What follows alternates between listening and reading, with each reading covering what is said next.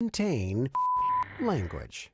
Viewer discretion is advised. We are the Blue Camp Click, and you are now tuned into Let's Talk Crazy. Let's go crazy. You understand what I'm saying? With my man Shice, the talk of the town. I mean, talk all this shit. You understand? But we're gonna give you something else to talk about.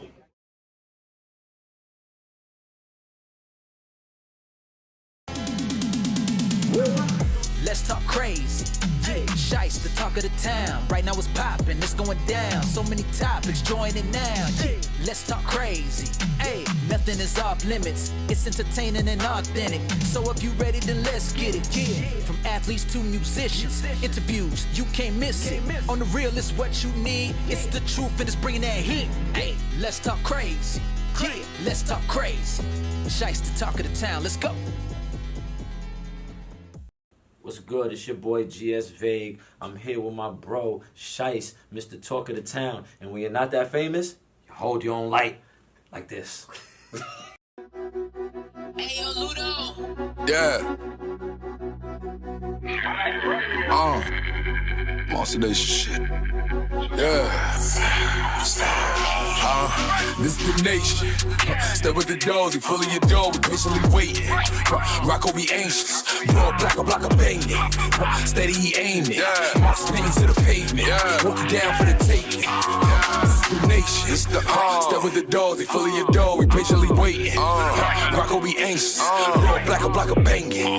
Steady he aiming, monster spinning to the pavement. Walking down for the taking. Homie, you talk about murders, you running the law. You ain't doing that murder, you pussy, you younger than Chat, ain't taking the charge. Straight shooters in service, homie be grabbing that cabbage, it ain't me the Lord. My oodles are dirt, baby, they bury you there with your brothers of cars. That's funeral service, you niggas nervous, you know when it's done with the monsters. Ride around city with cons, your big ass 41 city, that's awesome. Drunk them 50, get busy, that's Mars. Bitch wanna be the fuck with me, that's sponsor. Bitch come line, you be caught. He get followed, man's this dollar, bitch gon' line, we off it. Fuck with the dog, drop it Lola, kick a dog. Monster, give it all. Mary Prada, mix it all. Monster, I'm a star. Snappers coming to kick it off. Pussy, you niggas is lost. Money, you ain't get him gone. This the nation. Come to your dog, Brody, don't pause. Aim at it blade. Fire every target, plank him. Monster, same shit. Top of the rankings. 49 service, wake him. Walk him down, give him anything. This is the nation. Stay with the dogs, we fully adore, we patiently waiting. Rocko be anxious. Broad black or block a banging. Steady he aiming. Monster spinning to the pavement. Walking down for the taking. This is the nation. Step with the dogs, we fully adore, we patiently waiting. Rocko be anxious. Broad black or block a banging. Steady he aiming. Monster spinning to the pavement. Walking down for the taking. But really get a monster. Fuck you niggas want. Really what you want from us. Tricky with the charm, but really niggas bonkers. Armed up, blinkers in the car guy. Got bitches on the block to niggas in the stock. Double shot shit, city get the guards. We can get hikers and chopper, or chop up a bag, or hit her with a chopper. Have it your way, hit her with the whopper. Gotta overdo shit cause we monsters. Niggas up on the mind, so you entering contra. Spinning the warm, you spark, your torch, your kin and your dog. That's worth of this ripping your drama. Nigga, we monsters. And it's the nation, and niggas age shit. Just be safe, and it's a vacation, and it ain't the place to visit these days. You really shouldn't bother. Been a shit 10 years, switching gears on the shifty nigga park something. I've been sitting here to movement for years, more than a monster. I am God to your father. Nearly die in a dog walk. You're my boy, it's a problem. The definition of dreams, get to the green, finish your team, nigga, you lost one. Bitch, I'ma be your Brownsville when your boss come. Nation, stay with the dogs, we fully adore, we patiently waiting. Rocko be anxious, broad black or block a banging. Steady he aiming, monster spinning to the pavement. Walking down for the taking. Nation, stay with the dogs, we fully adore, we patiently waiting. Rocko be anxious, broad black or block a banging. Steady he aiming, monster spinning to the pavement. Walking down for the taking. What's up, y'all? It's your boy Shice, Mr. Talk of the Town. You now tuned into another episode of Let's Talk Crazy. Yo, we got a good show for y'all today. You already know, before we get started, you know we got to pay those bills and make it do what it do, baby. And first up, you already know, star of the show. Make sure you hit her up for the new summer wear. She also got some new shirts coming out, which will be out probably this week or something. And it's all about New York fashion. So make sure you hit her up at staroftheshow.com.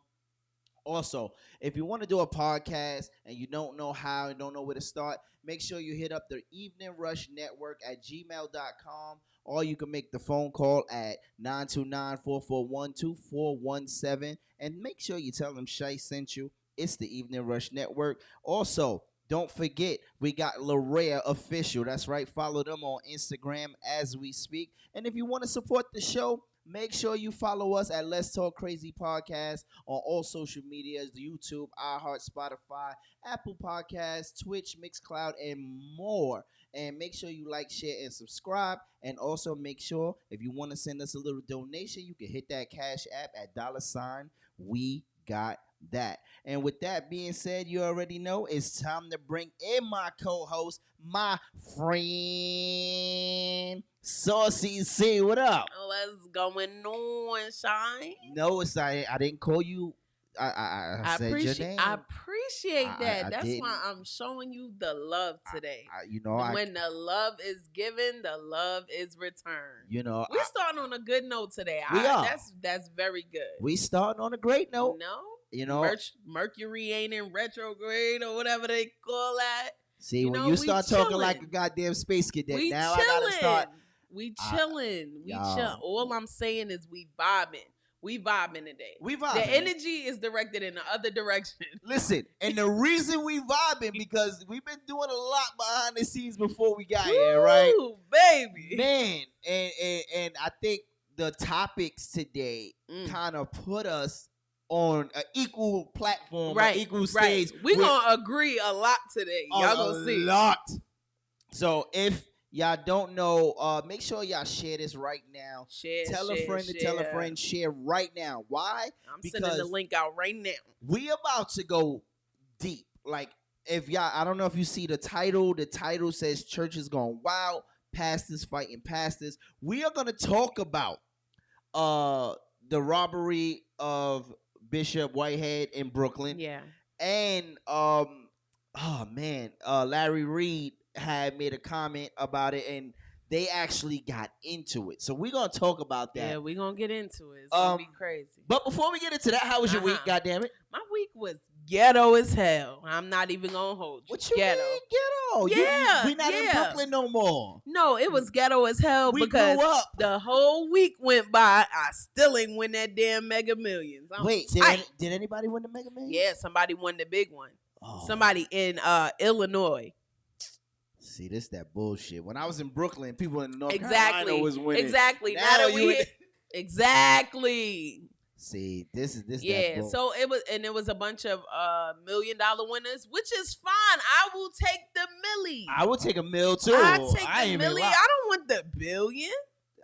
Wait, whoa. If you give it to me, wait a minute. Now you gotta let me finish. Wait a minute. If you give it to me, I take it. Yo, listen, you're not gonna sit here and say no shit like that. Like, I don't. It's not a requirement for me to have the Billy.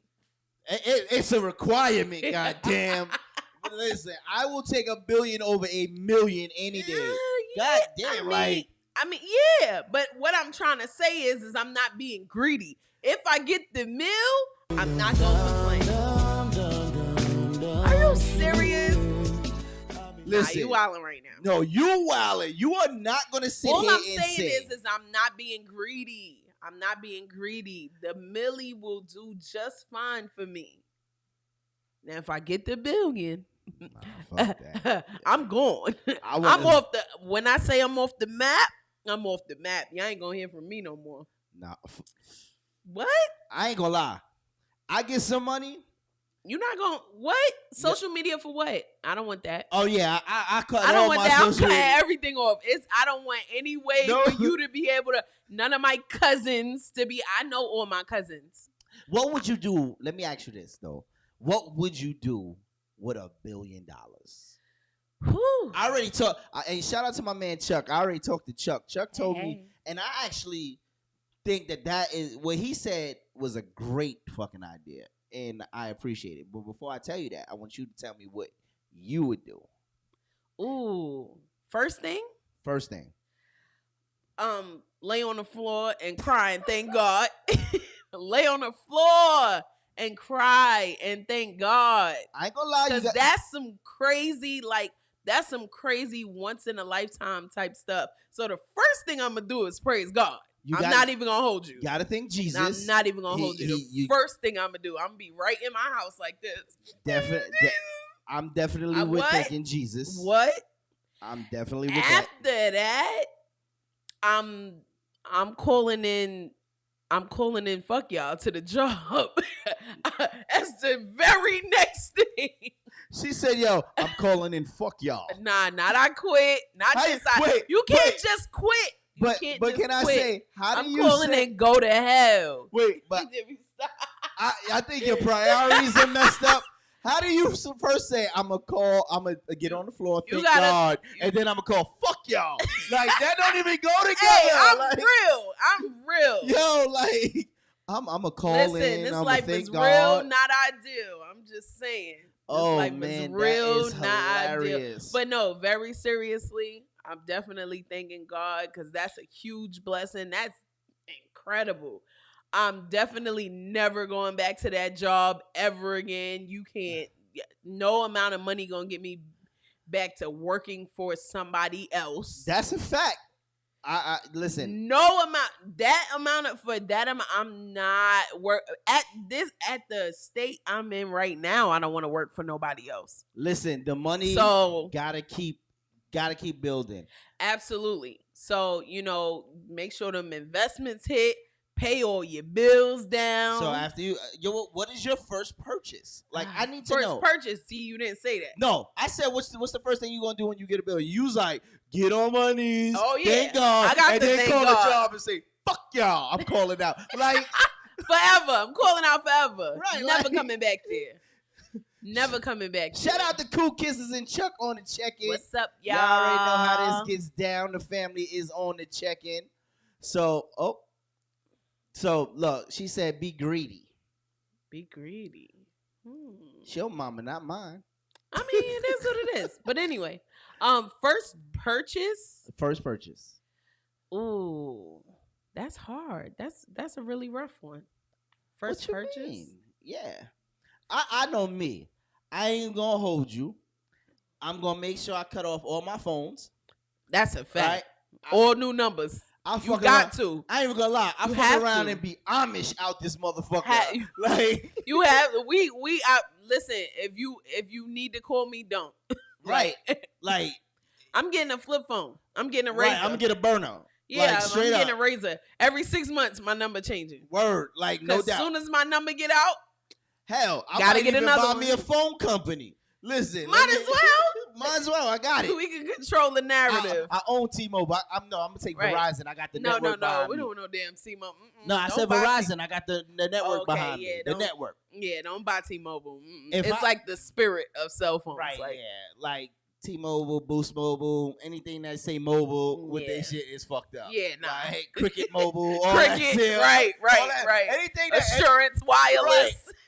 See, anything that got mobile behind it is a fucked up service. That's Y'all a think fact. about Boost that. Mobile. Boost Mobile, Cricket. See, AT&T was smart. They didn't put no mobile. Yeah. Verizon didn't put mobile. Like, Sprint is fucked up, but they bought out by T-Mobile. they ghetto. So now they fucked up. Yeah, So, ghetto.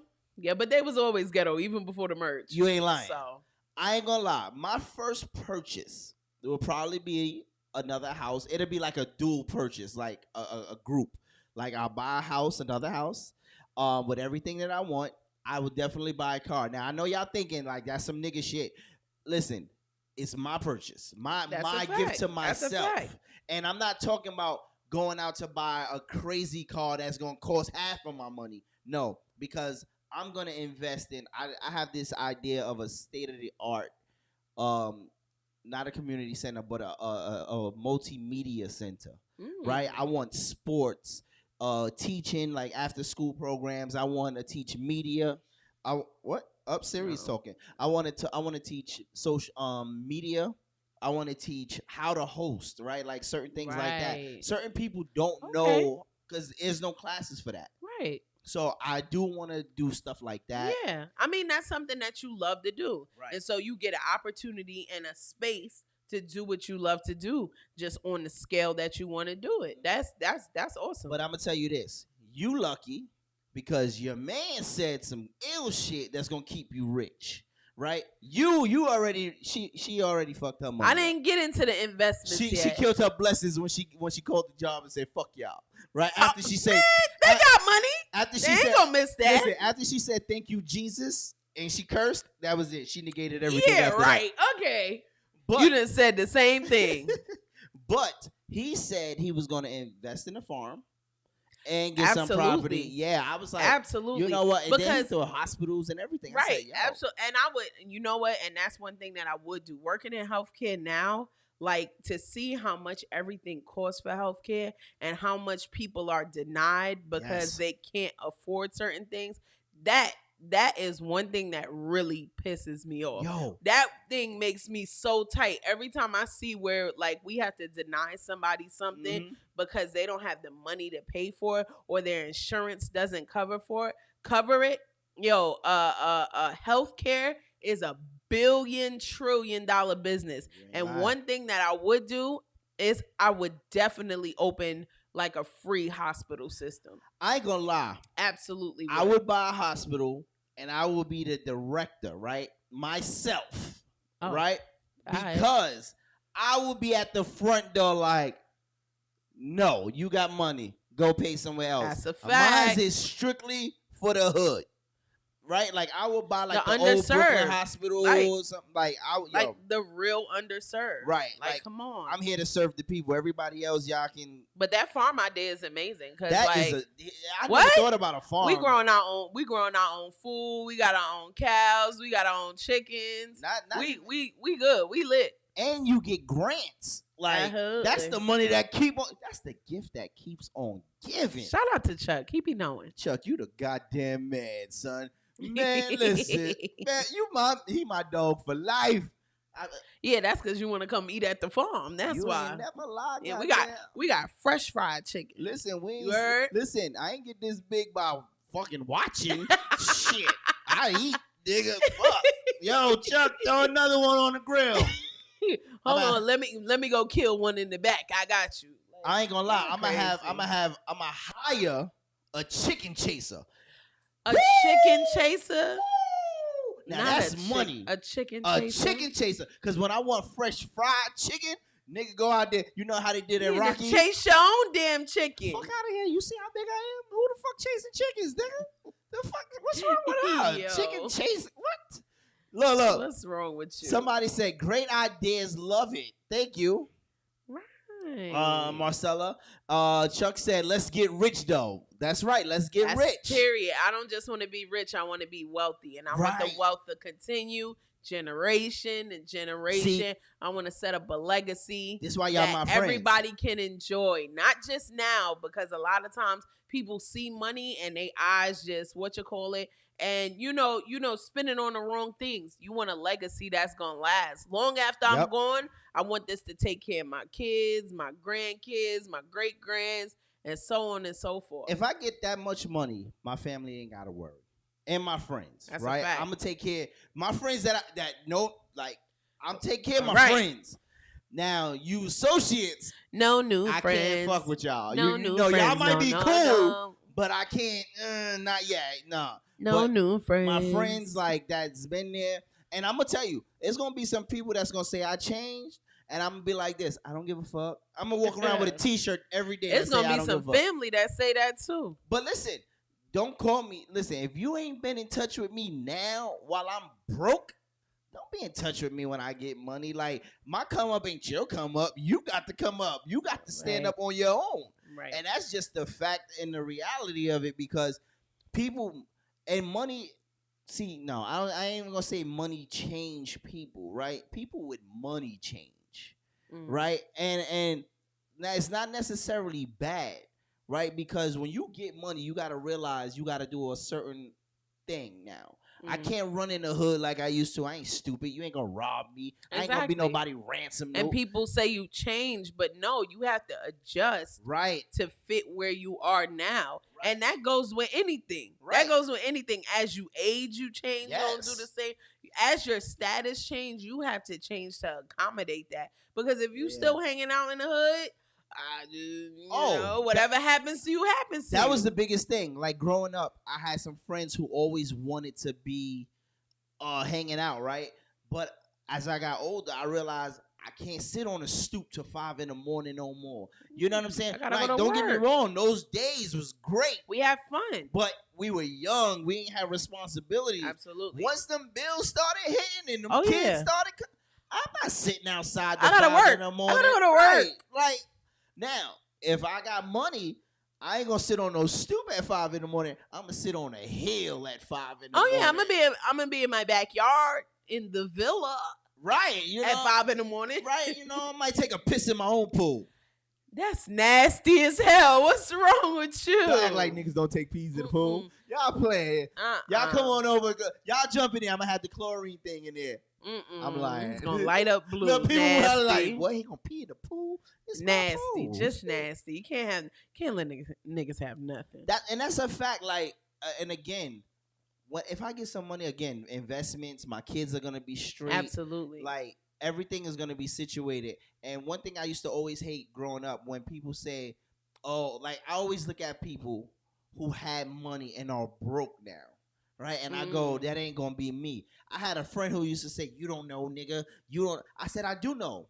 You know why I know? Because I've been broke before. So me going like you think I'm gonna spend my money like because I got money don't mean I'm gonna just spend all my money. Absolutely. I want that to last. I've been broke. I'm not going back. Absolutely. If y'all don't believe anything I say, believe this. A nigga like me get some money, I'm not gonna be broke. I'm not going back. That's a fact. I'm telling you. And one thing is also important to note is that these aren't just our aspirations if we hit the lottery. These are our aspirations, period. In life, yeah. These are our aspirations, period. These are things that we're working on regardless of if we hit the mega or if we get an idea that go crazy and it allow us to come into some bread that will expand what we already doing. These are ideas that we already have. You're gonna still have your multimedia facility with all of that. You know, it's just gonna take a little bit more work than hitting the mega. You know, but we still, you know, I don't want it to be said that, oh, this is just if we hit the mega. No. We still got these aspirations regardless. That was on my vision board. And I have a vision board, and actually I don't have it up here because it's somewhere packed. But when I moved, I took it and I was like, listen, absolutely, I got cars lined up, and I know y'all probably like, oh, cars. No. I deserve to live the way I want to live. Absolutely. And I have a car for me, car for my wife, car for my mother, car for my kids. I also want a Sprinter van, right? I know y'all like, what? Listen, when I make it and I got to go around the world and travel or do shows, I'm not driving. Somebody going to drive. It's all right. Like, listen, that's what it is. Like, I got this planned out, so I'm ready. Yeah, so I don't want nobody to think, oh, y'all just planning for if y'all get them, y'all waiting for the mega. No, we working on these dreams every single day and turning them into reality. Now, if we hit the mega, it's going to make it a whole lot easier to carry out those goals that we have in mind. But we still get into the bag regardless. And the funny thing is, we was talking about if we get, like, I was talking about if people get money and go broke. I don't understand how, right? And the crazy thing is, it just brought up something to me. I want to show y'all this, and tell me if y'all remember this guy. LeBron used to play for the Celtics? No, he played in Cleveland. So you in 2K? What's your name? I tell you what, keep working hard, you know what I mean? If they can do it, you can do it. You watch them, then you do the same thing. So you didn't invest your money or nothing? Took care of all my family, made sure my family, their kids, everyone went to college, you know what I mean, had homes. And they don't do nothing for you? I stand on my own too, you know. I don't live for anything in return. Now, when I Is saw that that, a real video? yes, that Delonte West has been messed up. So let me give y'all. I had no idea. You know who that is? Yeah. Right. So for those who don't know, Delonte West is a former basketball player who played on the Cleveland Cavaliers along with LeBron James, and he was also the one who was said to have smashed LeBron James' mom, you know, allegedly. But the crazy thing is to see somebody who had millions out in the streets, right? Like he don't have a house. And I respect the lady because she ain't had no coof about her. Yeah, she said, she wait, has. you She had kept all it a that money, buck. you ain't invest nothing? She kept it a buck. Right. And that's my thing. When we get money, and it's not just Delonte West, it's a lot of people that we know that, like, even, and I hate to say it, like, what's the guy, Alvin, the guy that played Alvin on the Cosby Show. Oh, Jeff, I forget his last name. But 50 Cent, you know, he was going through it. He was working at like a Walmart or something like that. He was working at a Trader Joe's. He was Trader Joe's, right? He was like, he was like, because at the end of the day, my family still got to eat, regardless of and I respect whatever. That. As a man, he was I respect it. My family still got to eat. So, and my thing is, as people, we get this money and we don't think about the next step. Mm-hmm. We like, oh, when we get this, we're gonna just straight spend it. Now, I know what I said that I want to buy for myself, right? I want that for me. That's a gift to myself. Mm-hmm. But don't get it twisted. If I get $1 million, I'm not running to buy a car and straight. Right now, I got to invest some. I got to make sure that this money is going to keep coming. Absolutely. That $1 million, that first $1 million will help me set up to make more. Absolutely. Now, if I get multi-millions, I'm going to put $1 million to the side to spend crazy just because I want to treat myself to something. I want to treat my wife to something. Absolutely. I want my kids to experience something that they never had. Mm-hmm. You know what I'm saying? Maybe take a trip around the world and say, yo, we could do it But don't get it twisted. I'm not going broke for it. Mm-hmm. If it becomes a thing where I make money and I have to figure out what I'm going to do with it, I'm going to figure it out first. Absolutely. Before I spend. And you have to prepare for things like that, because if not, then you'll only see what you never had. Right. You'll only see what you never had, and you'll only want to give yourself what you never had and do the things that you never done. Like, so you need to have a plan regardless, a plan to keep, like you said, to keep the money flowing. Right. If you got $1 million, you need to have a plan to be investing that to make sure that you never run out of money, that you never run out of resource. Yeah, and people, we got to start thinking, don't try to flip it so fast, right? We make $1 million, we got to figure out how to make 2. We make 2, we got to figure out how to make 4. We need to double, right? Or even just make something, right? Like, don't look at it like, oh, I made this meal, I got to flip this today to make $2 million by next week. No, work at it. Make it legit. Make it count. Absolutely. You know, and listen, I ain't even gonna hold you. I don't trust nobody with money, right? Like, and I mean, like, you see things like Rihanna. Mm-hmm. You know, she had an accountant. This nigga was robbing her for years. Yep. So my money is gonna be in the household, not in my house where I'm gonna keep it. No, it's gonna be in a bank. But my mom, my wife, they handle financials. Right. You know what I'm saying? Like, they, and then you got to educate yourself. And with situations like that, if you're not going to invest in hiring any like financial advisor, anything like that, because, you know, people do steal. Right. Then you have to educate yourself on how to manage this money well, so it won't blow through your fingertips. That's, you know, you have to educate yourself. You know, knowledge is power. We say it all the time, but that knowledge is going to allow you to maintain that money and then grow it. That's a fact. You know, so listen. So let's get into something. Let's start getting into these gritty topics, right? So Chuck sent me a video. And you know, Chuck is if y'all don't know who Chuck is, he's the correspondent behind the scenes. You've seen him on the show before, but now he's our correspondent on behind the scenes. Like, I did that, right? I like that. That's cool. He is the Let's Talk Crazy correspondent, right? He got an official title here. Yeah, he in the field. He in the field. Getting the shit. I couldn't get it out. he out here getting the info for us. The 411, damn it. I couldn't get it out. I can't. So he sent this over, and I thought it was crazy because let's pay attention to it, and then we'll analyze it after. So y'all pay attention to this. Don't disrespect my daughter. She out. I don't give a fuck, bitch.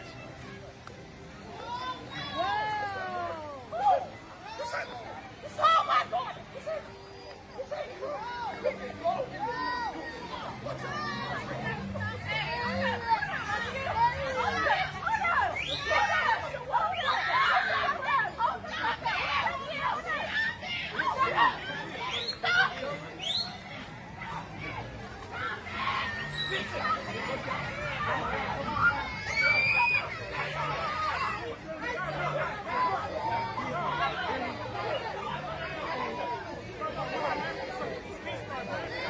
this is crazy.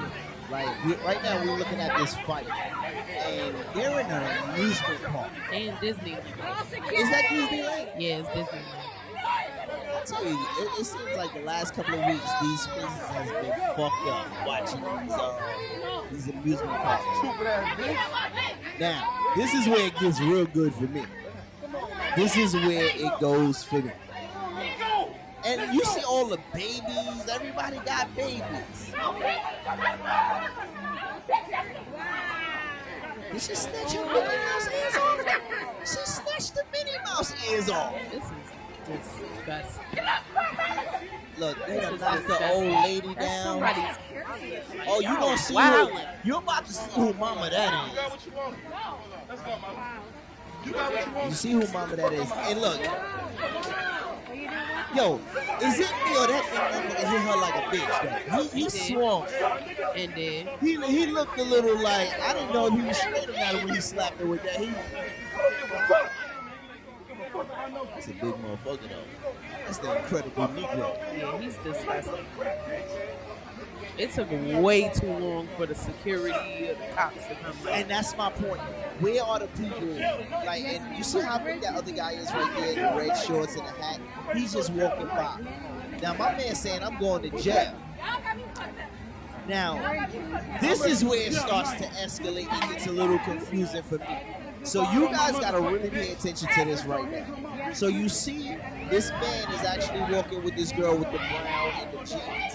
So they obviously are together, right? Because he protects her, he helps her, right? Now they walk back. See, he's like, chill. Now, this is where it escalates real fast. Look.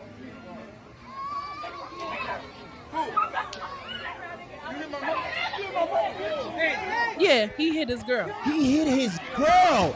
He turned on her and hit her like Because the sister said she hit her. But she when didn't. really she was just trying to keep everybody else off of her. Right, and she picked him up. But my man, she had your back. She did. She was jumping on people and everything, trying to get them off of him. Right. This is really ghetto. And this whole I'm glad those guys jumped in and kind of like held him down. I'm glad they did, but then it took too long. Forever. Right, and then forever. And then you're gonna hear her explain. She was like, I was trying to help. Yeah, and he wilded on her too. He straight two-pieced her like his girl. And she was a nigga. His girl. It don't surprise me, not the way he was hitting on these females. So now my thing is this. I get it, my man. You're mad. But when is it okay? All right, I don't know what the situation was, right? But homie, you went too far, like hitting all of the women, right? Yeah. I ain't gonna lie. The girl spitting though, I'd have slapped the shit out of her. I ain't gonna hold you. I don't deal with no spit. Let me. People spit on the ground. Don't spit at me. That's one thing. I don't believe in domestic violence. I'm telling you, I don't. But somebody spit, get knocked the fuck out. I don't care who it is. That is one of the nastiest things. Yeah, I don't deal with spit. Right. And I got spit on before. I got spit on before when I was working. And they had to pick me up.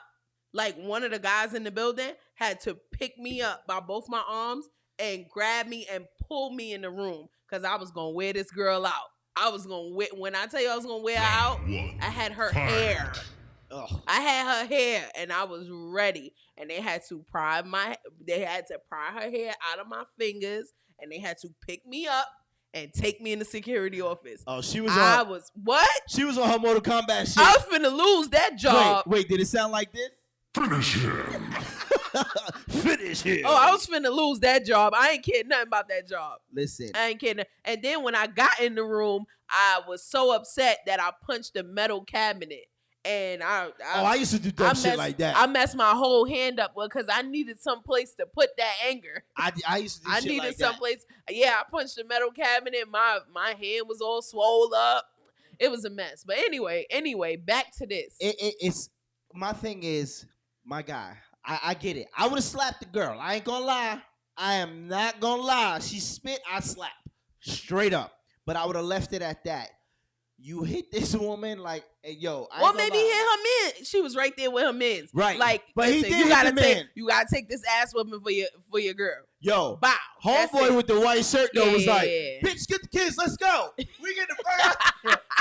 Yo, he chose his battles. You got to choose your battles. He tried. Get the kids, goddamn it, let's go. When he realized the Incredible Negro wasn't going down, bitch, get the kids, let's go. We out of here.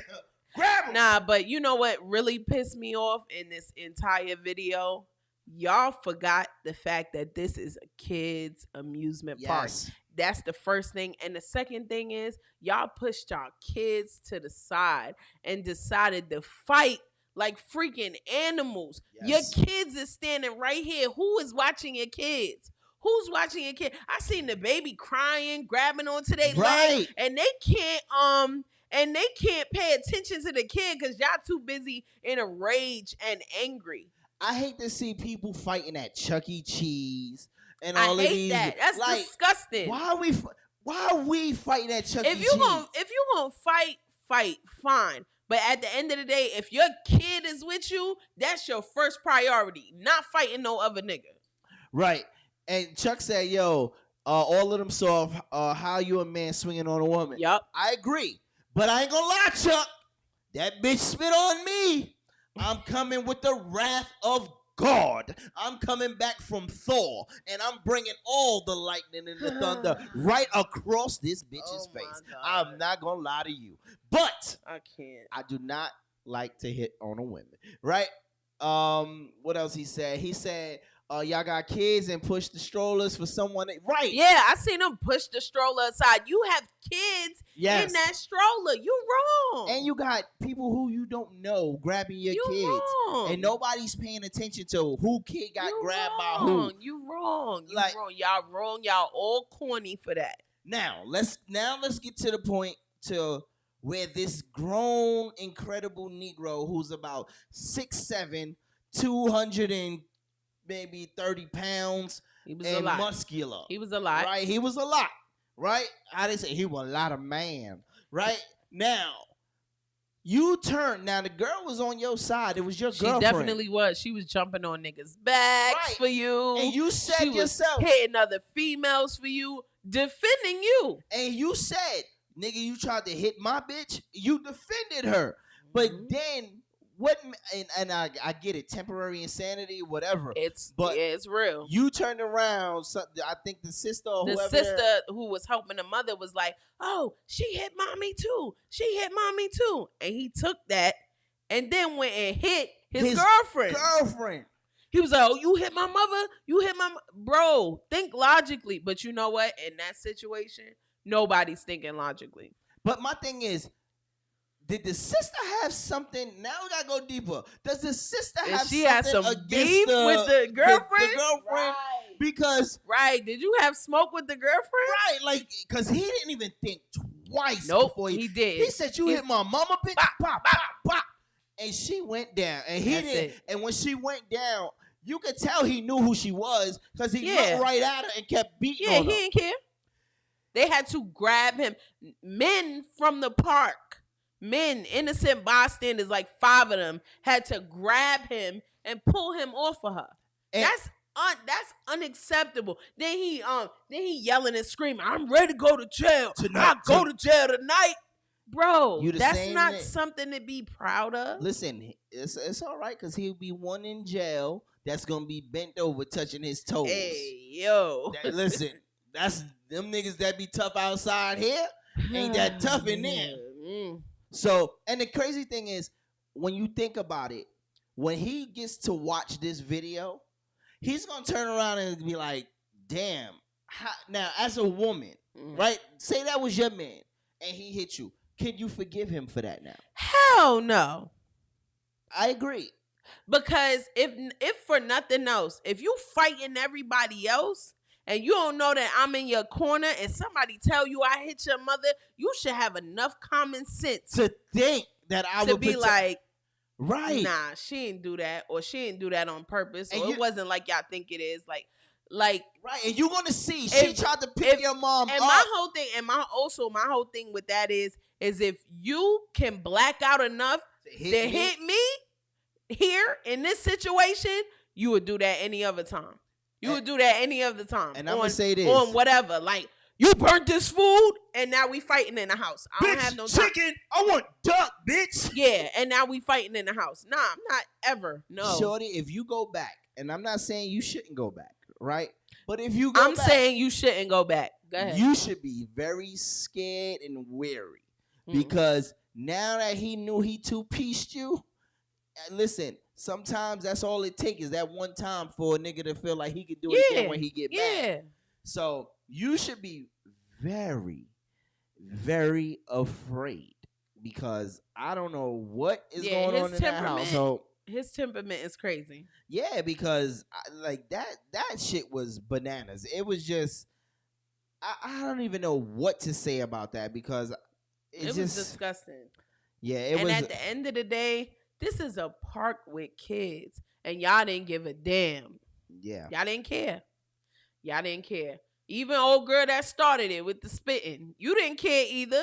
You didn't care. You got your kids right next to you, and you spitting this grown man face. God, if y'all was arguing back and forth, I would have let hey babe, he bothering me. Right. And let my man handle it. You spit in that man's face, you're bugging. Yeah, that was beyond. You're bugging. A whole. You started a chain of events that was just crazy. Yeah. So we're gonna take a short break, and we're gonna come back, and like we said, like the title says, pastors fighting pastors. We are gonna get into that. I think that's gonna be the majority of our topic today. Let me see if was there something else I wanted to talk about before we get into that. I think one other thing. I'm not 100% sure. Oh yeah. All right. So we're gonna come in. We're gonna take a short break and we're gonna come back. 30 seconds. We'll be right back right after this. All right. Let's talk crazy. We'll be right back with Shice. The talk of the town. Queens of New York podcast. We're back. Y'all queens are looking awfully lovely today. Thank you. I'll be trying. We ain't come to play today. It's the lips for me on you. It's the lips on me for you to hear that. I just MBK. Applying a little pressure. We gotta apply a little pressure today. I don't know if they ready, y'all. Don't come for us. How do you spice up your love life with or without toys? Nice, slow, simple, mellow. No judgment here. Yeah. See what he was trying to do with that toy. I'm gonna take it easy. Spice it up. Any suggestions when using different toys and stuff? A little bit of lube. Playing with your nipples, sucking on your neck. Oh my God. You won't need nothing if it's hitting. Naturally juicy, naturally wet. Right? I ain't trying to be out of order. I'm a pleasurable treat. Don't be afraid to incorporate your partner into the play. Get into it. And that's the way they advertising this rose. We might not need extra party. It's Monday. Real, raw, and uncut Queens. Live on the Evening Rush Network. Peace and blessings to King Amadeus, multi-platinum bad boy, him and producer, Trey Songz, music director, tour drummer, father, king, motivational speaker, educator, all that. My man Shice. We here, man. Talk of the world. Crazy. My man Shice. Thank you for having me, my brother. King Amadeus, platinum boy music. All right, y'all. We are back. So, we got a great topic for y'all coming up. But before we get into our main topic, there was something that I did see on online. Of course. The Tatted baby, right? Now, this baby is tatted all over his body. Ain't no way, my boy. So we're going to play a little. I'm going to just show you, and you tell me what you think. Like, is this bad parenting, or is it, just expression, right? Like, is that what we doing? So let me play it right now. Check it out. All the comments were negative. People were saying my baby is gonna be born with a whole bunch of tattoos. I was laughing, but I said I'm gonna get back at him. Trailing first tattoo, photo shoot at 6 months. My family was very upset. I get a lot of backlash. People say I'm raising him as a gangster, a thug. They're not used to seeing a baby with tattoos. And for the people that judge me, I don't care because this is a lifestyle that we enjoy. Dance machine, ooh. All right. So what are your thoughts on that? A tatted baby. She said this is, and mind you, this is what she said. This is a lifestyle that we enjoy. What do you think about that? I think if she really had that baby tatted, which I don't believe she did, but if she did, child abuse, straight period, child abuse, because that child does not have a say in that. And as their parent, you're supposed to make responsible decisions for them. You know, whatever you want to do as an adult or as a, consenting individual, because I know some of us have gotten tattoos before the age of 18, but it's been like, 15, 16, 17. Some of us have. And, gotten consent from parents and stuff like that. But you're old enough to understand the amount of pain that you're going to be in and all of that stuff like that. That child doesn't have the mindset to properly articulate what type of pain he might be in, or it's child abuse. Child of freaking abuse. Now, I agree. So she said she has a lot of body tattoos, and she was, which is fine, right? And she did a photo shoot with a tattoo when she was pregnant. So she said she got a tattoo while she was pregnant, right? So if you look at the first child clip, abuse. If you look at the first clip, she was getting a tattoo and she was doing a photo shoot for a tattoo artist. Child abuse. So the question, so she said, well, she got a lot of negative comments, and they said that her baby was gonna come out with tattoos and stuff like that, and ink poison and stuff. So she said they was really mean. So she said now she was gonna fix them. So to me, it has nothing to do with your baby, right? You put your baby into this. Now, I am gonna tell you, because you did say something that I should point out. You said if she got these tattoos for real. So what I did at first, I originally thought it was real tattoos, but they are not real. Okay. But what she does is she lets him live he's only less than one. And he lives his life tatted up though, right? So that's the thing. Here's my thing. What are we teaching our kids at this age that, and again, I have tattoos, right? I don't have anything wrong with tattoos. I do believe though that a kid should not have tattoos until they figure out what kind of career you're going to be in, right? Because I almost messed up my careers by getting tattoos early and not knowing, you know what I'm saying? So you got to remember these things are permanent. So when you put your kids into that, and now he's 16 and he's 12 and you got him living like this, he going to think it's okay to just keep getting inked up.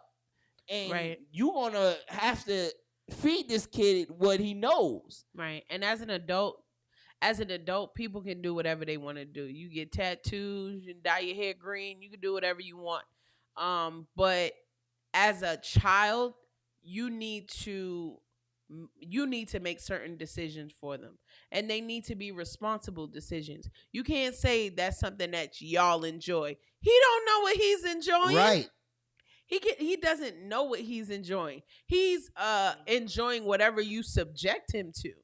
And the crazy thing is, it's not even that. He's enjoying his mom. Exactly. Right? Because he don't give a damn. Right. His mom is excited. So when she's excited, he's excited. And he's realizing that, she's giving him all this attention. Right. He loves the attention because babies love attention. Absolutely. And that's all he cares about. Yeah. But right now, the way you got him dressing and the way... Now, I ain't gonna lie. He was a fly little baby. Yeah. He was a fly little baby. I don't like those little wicks. I hate them. I personally hate them on adults, on kids, on everybody, on puppies. Right. They're terrible. They Kodak disgusting. Black. Yeah, they look like dookie strips. I don't like them. And the crazy thing is, like I said, it's all right if you want to do it because you know better. But to make your kid grow up into something before he has a chance, and like you said, to choose for themselves. And you're worried about what people are saying, right? People are going to say things because you're putting it in the light. And you're putting it in the light because, one, you're getting the attention for it. And you're trying to make money off of it. And I get it. Teach your kid how to make money early. But that's not the way. Right. And my whole thing is he doesn't have the cognitive ability yet to decide for himself. Right. So to keep saying that, we like it, we love it, we enjoy it, that's garbage. You like it, you love it, you enjoy it, you bringing your kid along for the ride. Right. And it is what it is. And you can't say, like, again, it's just, you're mad at what people are saying about you. But you can't be mad. You subjected the internet to this. So you can't be upset when they judge you. You put it out there for them to judge. So you put it's going to be good. It's going to be bad. Right. But it's there. And you can't, and that's the thing. You got to take both sides. That's right. Fact. When it's good, it's good. But when it's bad, you got to accept it because, hell, like everybody always say, they talked about Jesus. Hello. You understand? Hello. Like, come on. So, again, you put your kid in that and you want this type of platform. You want him to be known. You want him to be famous. And that's the crazy thing. Y'all like, yeah, he's my famous baby. He loves to be famous. No, he loves the attention. Right. He knows that people love him and he's getting the attention. He's getting hugs and kisses and all of this people around. He likes that because it's like a game to him. Absolutely. So again, it's not because of the tattoos, because if you didn't give him tattoos, if you did take him out and just had people all up on him because he's a cute baby, right, he would still feel the same. Absolutely. He doesn't feel anything because he's tatted up. All he knows is mommy likes it, I like it too. Absolutely. So I think you might want to talk about you might want to rethink this thing. Like, again, I get it, you're making a little money, you the first one with it, but do you really, all attention ain't good attention. That's a fact too. So that's a fact too. It could get worse later on. And again, you see this kid, you teach him how to grow up with these things, and then like I said, at 12 early age, he wants to start getting tattoos, and you're going to have to give him those It's hard tattoos. to tell him no at that point because you've already put that within him. Right, and it's from normal an early to him. age. Yeah, absolutely. And once you make it normal for him, now when he really gets these real tattoos and he wants to tattoo his face, he wants to tattoo everything, and now he's out in these streets. People, listen, the harsh reality is you shouldn't judge a book by the cover, but the harsh reality is they will anyway. Right, we all do. Sometimes we see people and go, oh, right? It's just something that we do as humans. Yeah. And you cannot stop anybody from thinking that he's going to be a gangster, he's going to be a thug. They're already going to prejudge him. Absolutely. And if he grows up and you get him a tattoo at 15, 16, all over his body or on his face or on his neck, right? What job is he going to get? I hope you are rich. I hope you are beyond rich and that money ain't never going to go nowhere because it's crazy. Like, you can't fix that. A lot of times, we don't, well, I won't say we don't, but we have to put our children in the best position, to succeed. Some people may say it's racist or some people may say it's biased, but this world is racist. This world is very, very biased as well. And so, you have to prepare your kids for that. Whatever they want to do with their life is great and it's fine. But you don't want doors to be closed to them from the jump because of a decision that you made. That they didn't. Message. How that came in. Message. Message. But it's true, You just got to be mindful of that. As much as we want to believe that the world is all universal and everybody is all, it ain't like that. That's a fact. Somebody is judging you. They judging your kid. They judging their name. They judging the way they walk. They judging the color of their skin. Facts. They judging all of that. Why make it worse for them? Now, if you get in there and you get established and you want to get a tattoo right here, like DC Young Fly, by all means, because you done made it. It's up to you. That's my thing. It's up to you. But don't move so hastily and don't move so fast and then can't take that back. All I'm going to say is, when your ass get old, tattoo shrivel up. It sure do. That's all I'm saying. And do. You want to be running around with a big ass stretch. It's going to be down here. Right. Your roach from the top of your head going all the way down. Look like it's running from your face. That's on you. Then niggas will be like, what's that on your face? You got to take both hands and stretch it out just so they can see the picture. This is it. Look. No, that's too much. So, let's get into what we are here for. All right. So, if those who don't know, recently, Pastor Whitehead, the Bishop Whitehead, from Brooklyn, he's a well-known pastor. I don't want to say this in a negative because I don't want nobody to say anything, but he's a little flashy, right? Like he likes nice things, and it's good, right? Because the Lord wants us to have nice things. But he kind of flaunts it, and recently his church got robbed live while he was streaming his sermon. Yeah. So if you haven't seen it, I'm gonna play that, and you tell me what you guys think about that, right? So this is the first one. How many of you have lost your faith because you saw somebody else die what you about to go through? Yo. All right. Yo, all right.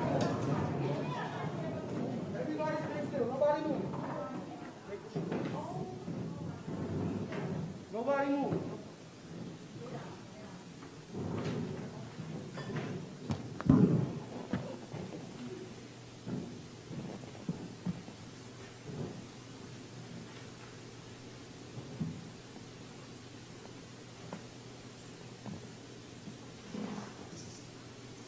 So at this point, it was said that there were 4 gunmen who basically entered the church. Right.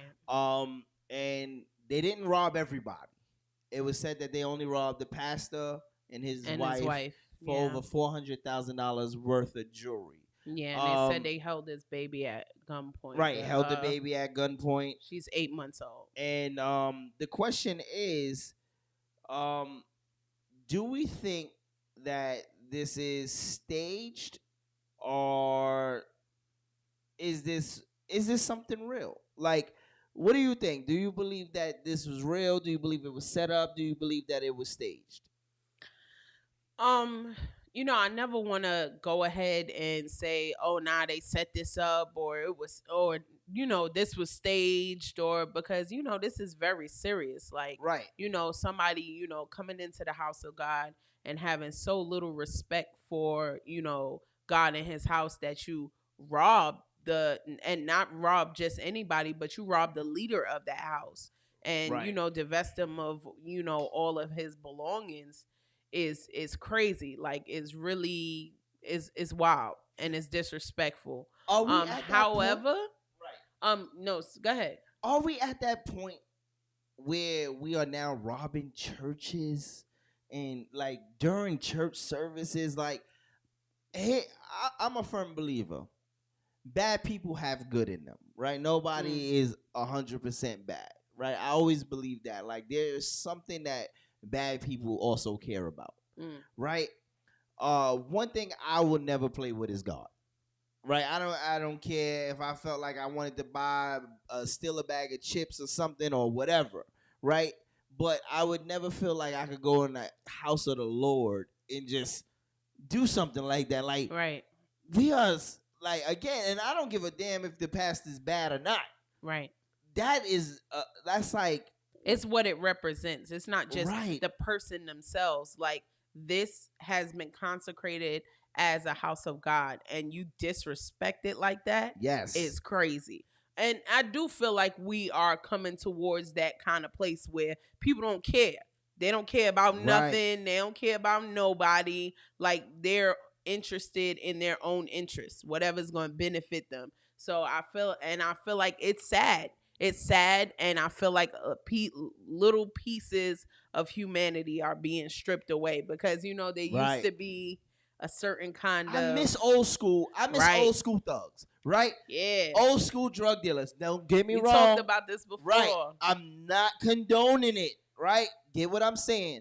Back in the days, there was a boundary. There was a code. Yeah. Right? Like, you sold drugs. You took care of the house, though, right? You seen an old lady, you still helped her across the street. You seen an old lady, she needed money, you gave her money. You see some kids, you bought ice cream, right? It wasn't a total waste. Right. Yeah, we didn't agree with how you got your money. Right. But the fact that you did have some type of code to say, you know what, nobody gonna come on our block and do what we do. Absolutely. You know what I'm saying? We're gonna protect ours. It ain't like that no more. It's not. Everything is just like crazy. Everybody's running rampant. But to your question, do it look like it was a setup? It definitely does look like it's a setup. Just because of the simple fact that they only robbed him and his wife. Right. It was other people in the church having service with them. So you bypass all them other people. I'm sure they had some stuff on it. Probably wasn't as nice as the, $400,000 stuff, but I'm sure they had some stuff too. Cell phones, all type of stuff, church equipment, all type of stuff. And you bypass all of them, go straight to him and start robbing him and his wife. And that feel like a setup to me. Right. And one thing I know, right? I ain't gonna say I know. One thing I feel, if you're gonna rob something, you want as much as you can, right? So the whole point of being a robber or a thief or whatever is to try to make as much as you can in one, so you don't have to keep doing it so many times. Right. Now, if you going into a mega church, right? Because I believe Bishop has a mega church. Right? Who, him? Yeah. Or is it's a small church? No, it's a smaller church. Yeah, I think it's like a storefront. It's in Canarsie. Okay, so it's a small church. Yeah, it's a smaller church. Okay, but regardless, he has people who he's well connected to, or people who might have some money. Right? I wouldn't bypass that. If I got a guy at the door, listen, everybody, give me what you got. A collection plate. Now, I know I done seen some collection plates. These collection plates that they be the building fund, those collection plates be hella thick. All right, not hella thick. Hella thick. Right. So I ain't leaving. If I was gonna rob the church, I'm not leaving without taking the collection plate. Right, and that's my reason why I feel like somebody set him up specifically, because at the end of the day, all these other people is here. All these other people is here. All these other people is here. It's just like, why not get them too? They got money too. I know they got money. I know they probably got some jewelry too. What's up? And I agree. Like, this is just like something that I just really, is that on there? Where is that at? That's mad funny. Oh, that's. Hey, we live and direct. Right, like, what are we doing?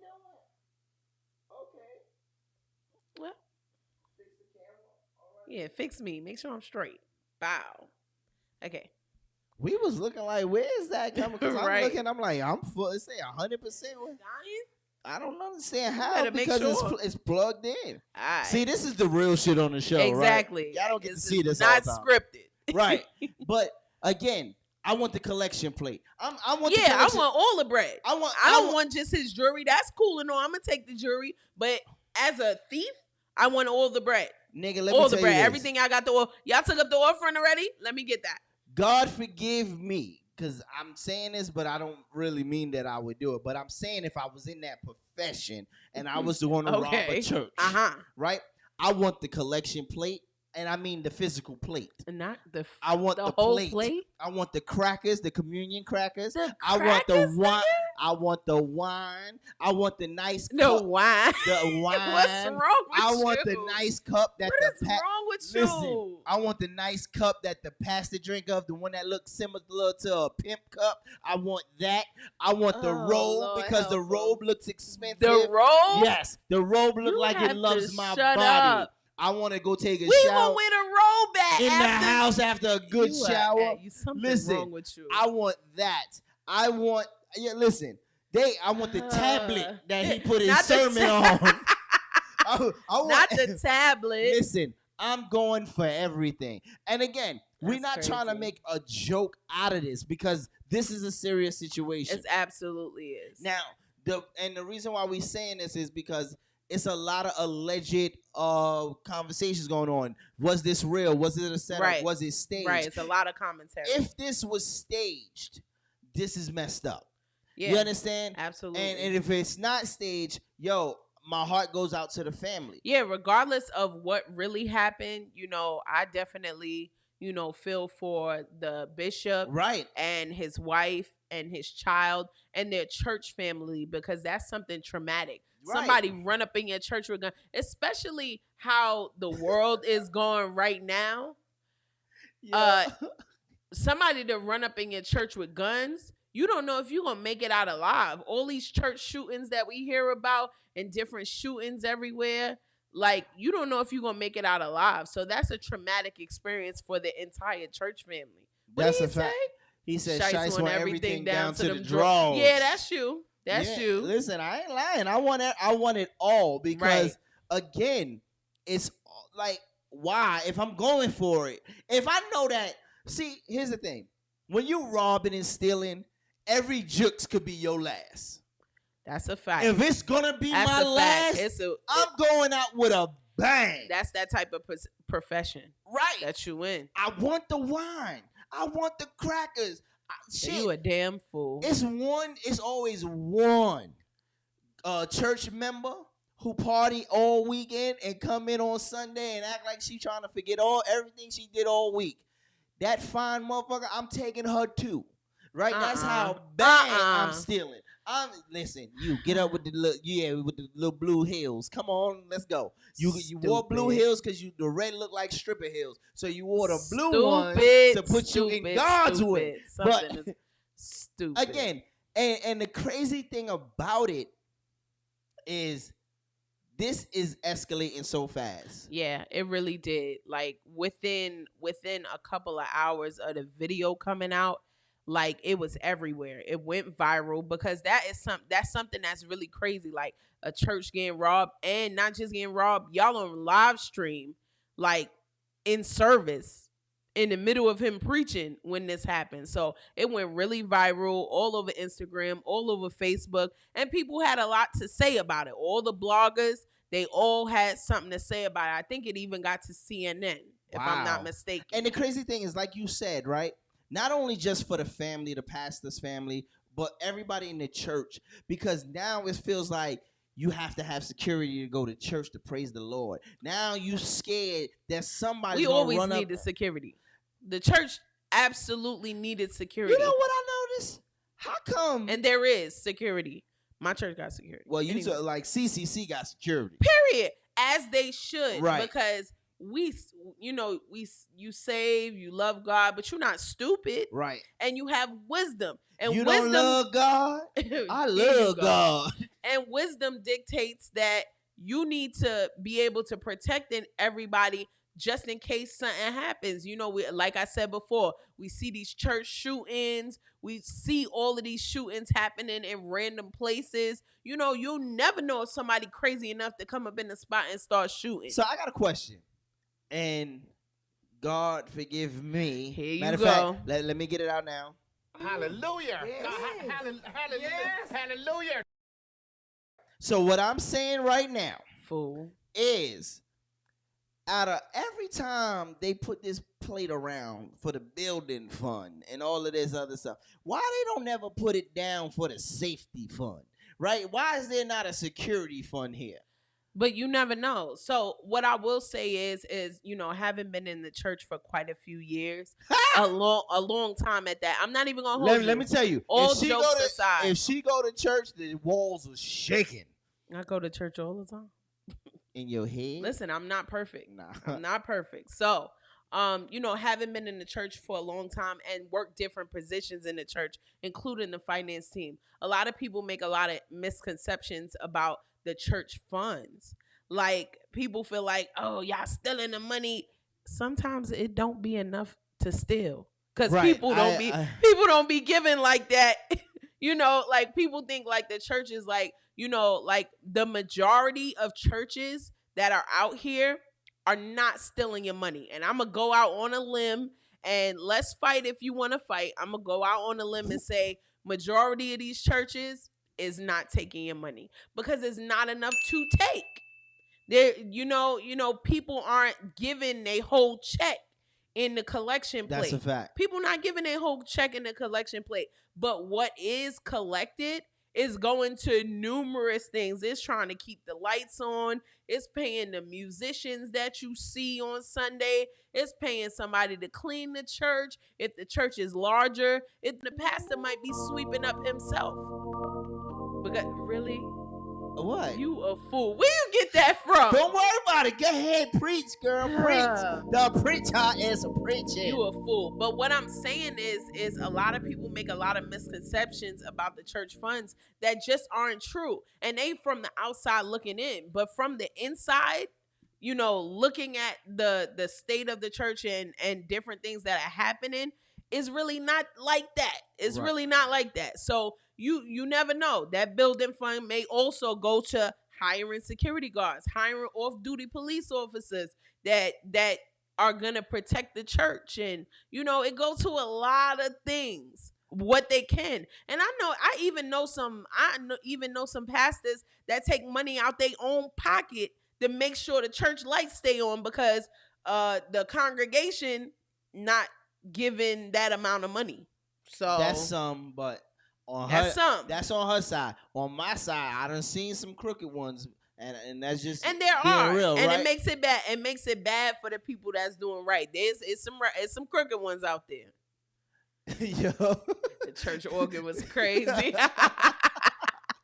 Yeah, he's wilding for that. He's wild for that church organ. You already know. Listen, so like I said, I do believe the majority of churches are there to serve the Lord and serve the community. I do, but there are, like you said, there are some who make it bad for everybody. Absolutely. Because somebody always making up some fake fun, and somebody always listen.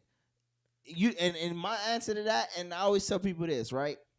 I've come to a point in my life where I'm not even concerned about it. Right. If I give it to you, I give it to you because I got it. Absolutely. You got to deal with God at the end of the day. Yeah, the blood is on your hands Right. if you ain't do the right thing with what I gave you for what it was allotted for. I gave it to you to help the church. If you buying a Bentley with it instead of helping the church, that's between you and God. You got to answer for that. So, and now let's get into the nitty gritty. So now that we talked about it, and now that everybody's up to speed, that the church got robbed in Brooklyn, and everybody's asking, is it staged? Was it set up? Was it real? Like now, Larry Reid. Y'all know, you want to talk, like, let them know who Larry Reid is. So for people who don't know, Larry Reid is he's a personality. That he says he's a pastor too. Yeah, he did say he was a pastor. He reports on different things as it relates to the gospel community. So gospel artists, different pastors, different bishops, and things like that. Whatever type of news, whether it be good or bad, gossip, shade, whatever, it's on his website and it's on his page. He has a very big following, and so he came on the day after the robbery happened, and he provided his commentary. Him and what's her name?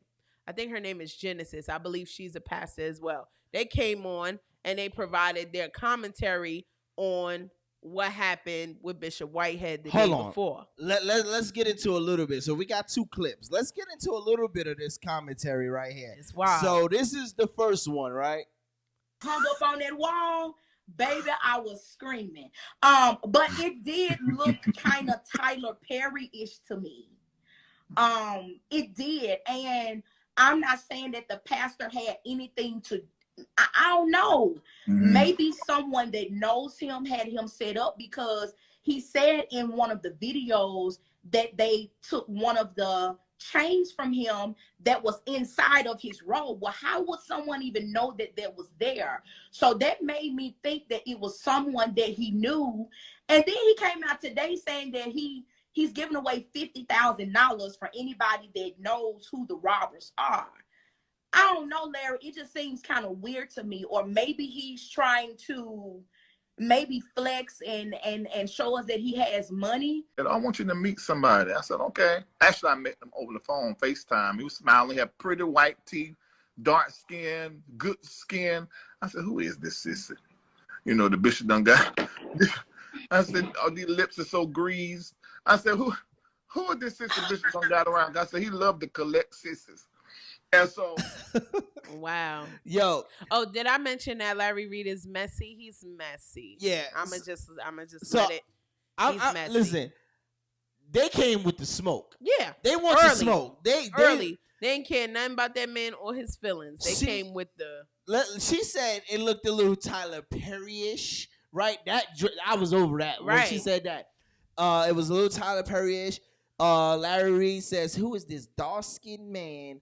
Looks like a sissy. It's like he definitely did call him a sissy. Again, the question, and this is where a lot of people are basing their commentary on, right? Like, is it staged, right? Because a lot of people have questions like, how is it that they only robbed you and your wife and not the rest of the congregation? Now, again, like Saucy C said, it could be a situation where somebody that knows him set him up. Right. So we're not going to play devil's advocate. We're not choosing a side. We're not picking. Ain't no sides. Right. This is a story. Not from us. Right. This is a story for you to judge and determine. And, again, if it was foul play, then those who have to be judged will be judged. Gonna be judged. That's just what it is. But they got on everything. Like, they talked about the pastor being fake, and the argument gets really, really good. Yeah, it gets crazy. You know what? I want to play. Let's go into that, right? Let's play the argument. This is about maybe 2 minutes of. Did we play both the first clips? No, this is gonna be the first clip. Oh, right. Yeah, this is it. This is the second clip. Jeez Louise. So that was both put into one. Yeah. So at this point, what we didn't say is that he comes on the live. Yes. He comes on. So Bishop Whitehead saw that they were on there talking about him, and he came in the comments and said, I want to come on live since y'all talking about me. And let me say this. So if you watch the very first clip that we played when they actually get robbed, the Brooklyn comes out of the pastor real out of the absolutely. Bishop. He goes, yo, right? I respect it. He was like, all right, and get on the ground. So now the clip that we're about to play, it kind of escalates, right? To where they go in. And we have a lot to discuss with this. Absolutely. So I'm going to play this clip, and we got some shit to talk about. Definitely. All right, so let's get into this second clip. All right. Sit here and talk about that I spoke about homosexuality. Hold on, ma'am. Hold on one second. Nobody wants to talk to you, Biggie. Y'all laugh. And what you did was you laid on your carpet.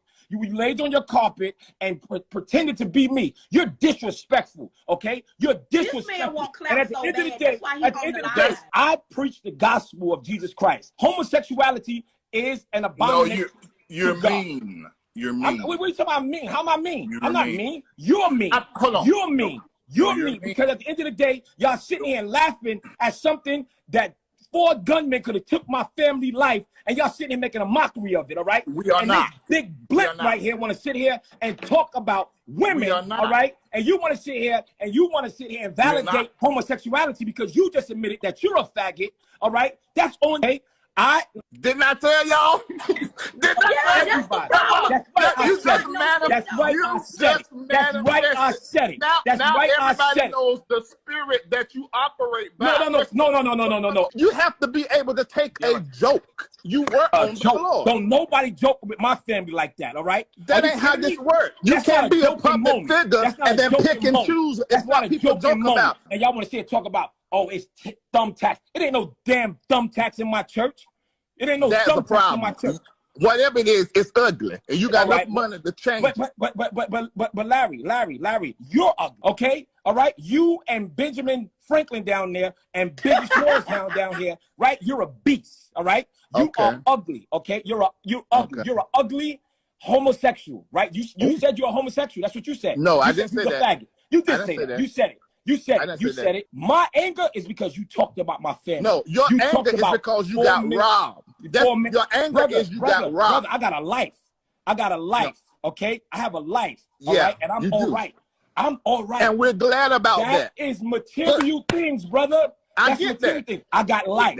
And we're glad you got life. But something you can't change is your face. You can't change your face, and you can't change the way you look, okay? And that's what you're mad at. And that's why you attack people. That's why you attack the church. I'm sitting here watching you laugh at me, and you don't even know me. You don't even know me. But none of y'all can tell me what I heard and what I sat here and listened to y'all talk about me in my church, all right? Okay? My family could have died, and you want to laugh about it? That didn't happen. Reid, that didn't happen. I'm going to say this to you. You could kiss my ass. You and Biggie Smalls. And drop the mic on that note. Woo! So here's my thing. Hot dog. Now, there's a lot to be said about this right here. It's a lot to So now, if all three of these guys are like Larry, if you heard one of the clips, if you go back to this, he says that he's a pastor. Yes. Right? You said you think she's a pastor. They did say that she was a pastor as well. Mr. Whitehead is a bishop. Yes. Now, my opinion as a person watching from the outside, not judging this situation, right? Because I have mixed feelings about this. Mm-hmm. My first feeling would be if we are all pastors or the person of the cloth, we shouldn't be acting like this in public, first of all. That's a fact. You understand? Now, human nature takes over. We are human. We do make mistakes, right? And that we shouldn't judge people for being human. But if we are pastors, bishops, or reverends, whatever, this is not a way to conduct this, right? Now, the first two are wrong if they are pastors on the way they came at him for it, right? Because they did joke about what was going on with him. Right. And the sad part is, if it was, there's an issue there, right? Because you should be consoling this man who preaches the word of God and stuff just like that. you. If y'all all are pastors, that's your brother. Where's the brotherhood? Right. Where's the brotherhood? Even if y'all not all pastors, if you call yourself, saved or a Christian or of the faith, you should be embracing him and, not making a mockery out of what happened to him. Right. And now, there is so much to dissect here. Right? Now, Pastor Bishop Whitehead, and I say this sincerely, right? I agree. You're mad. We're mad for you that it happened, right? Because nobody, pastor or not, shouldn't have to go through that. Absolutely. Right? But what I will say is this. I think whoever, and if you watch the video, not our video, but there's a full clip on Larry Reid's It was page. so much. We couldn't play the whole thing. It was so much. It got really crazy. So the question now, somebody did try to call the bishop, and he got on the phone on the live and said, "Tell him I'm all right. Stop calling me." Bro, you would have to learn how to stop at some point. Absolutely. Because you said some things. And I'm not saying this is true about you, pastor or bishop.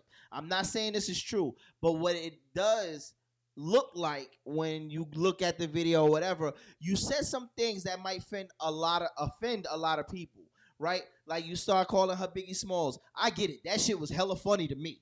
I ain't even gonna hold you. When he called her Biggie Smalls and he called her Benjamin Franklin, I was screaming. I was on the floor.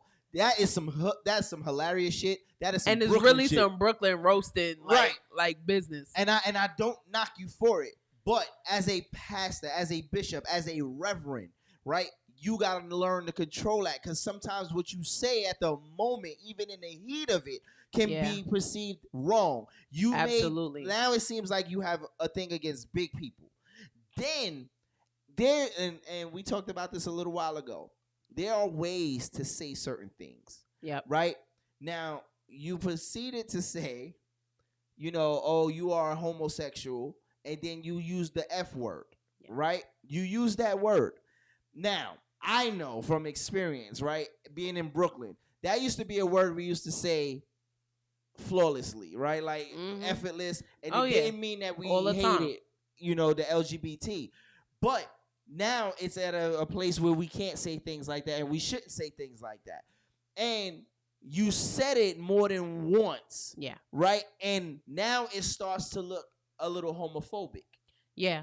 And I'm not saying that you are. Again, I want you to understand, I'm not saying that you are. But I know you let Larry bait you in. Absolutely. And I wish somebody was there to just pull you back for a second. That's how I feel.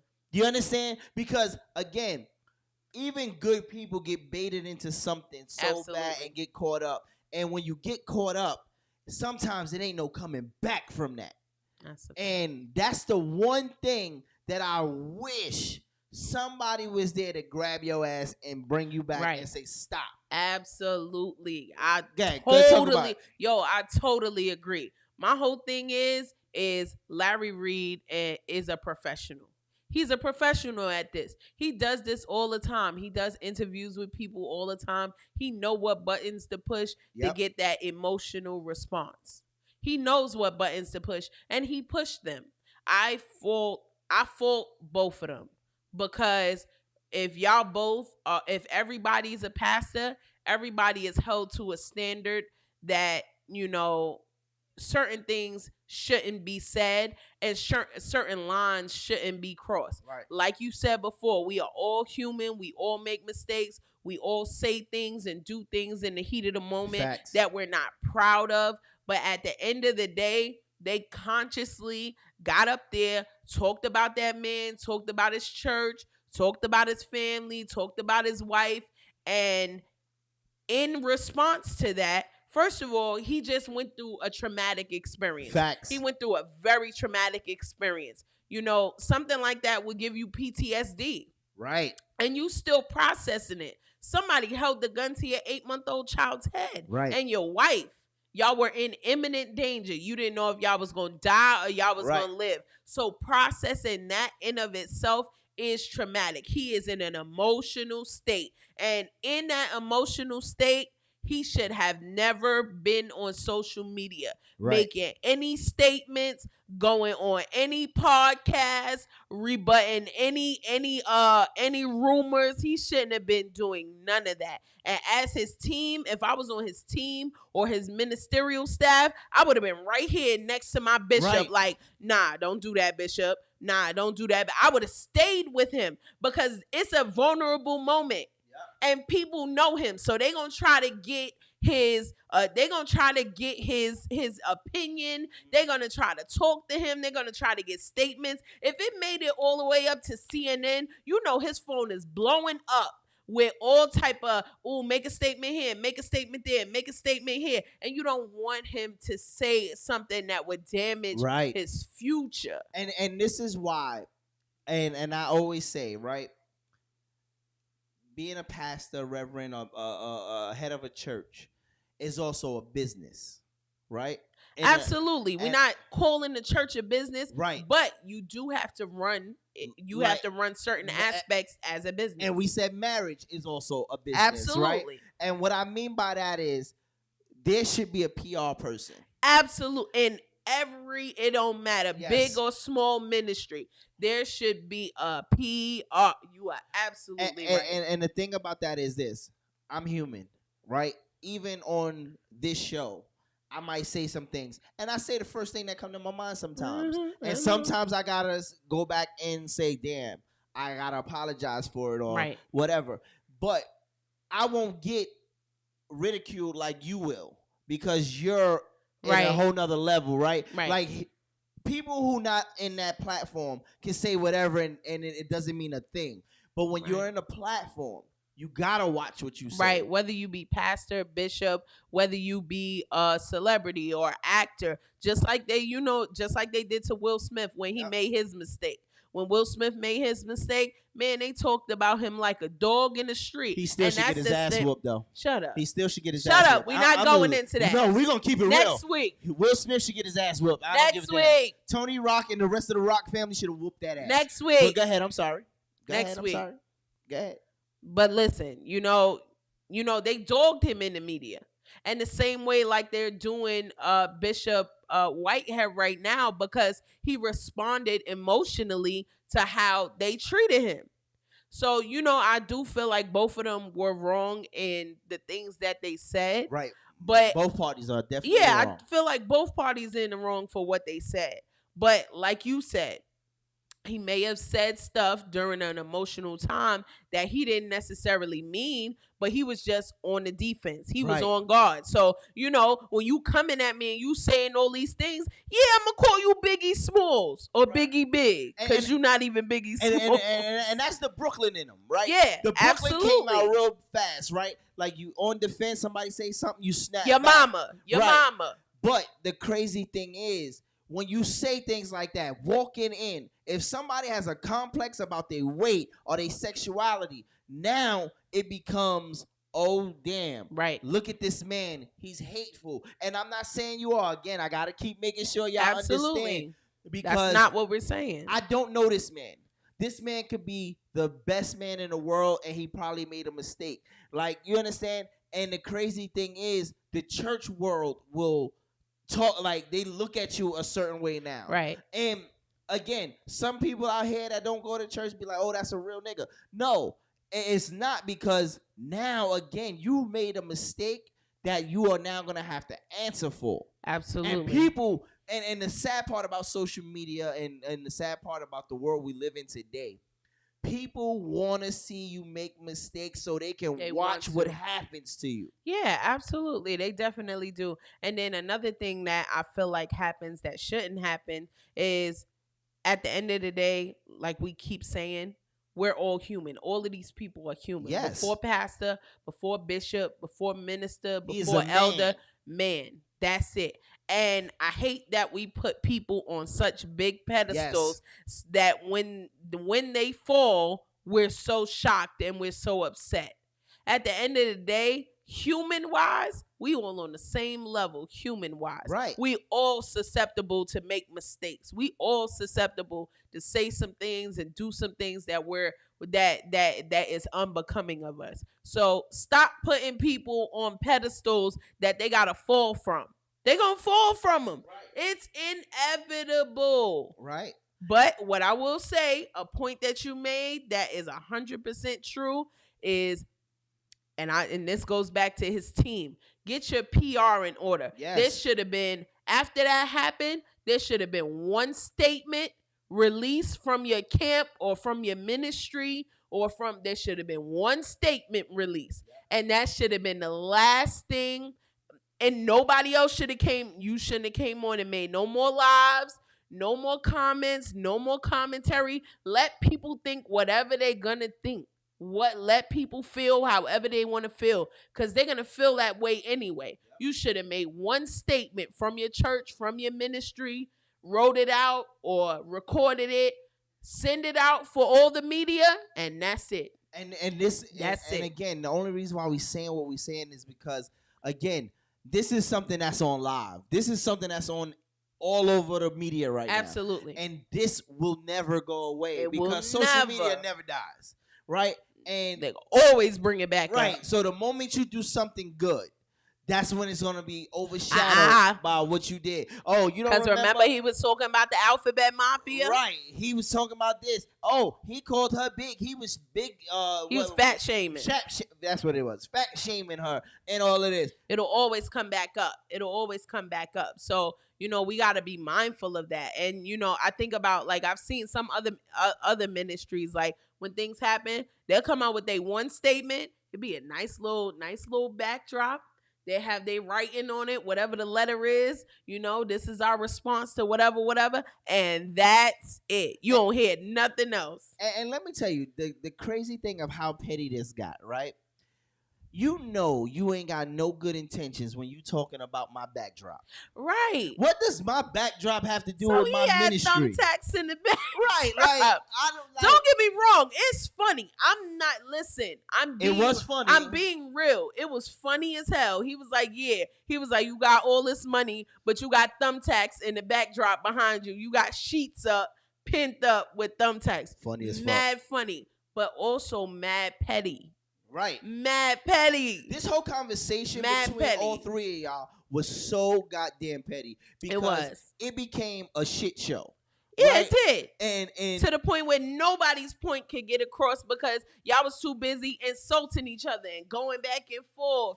And the bad part about that is, listen, Bishop, if this is about, like, we know what your family and your congregation went through, but now it's getting overshadowed.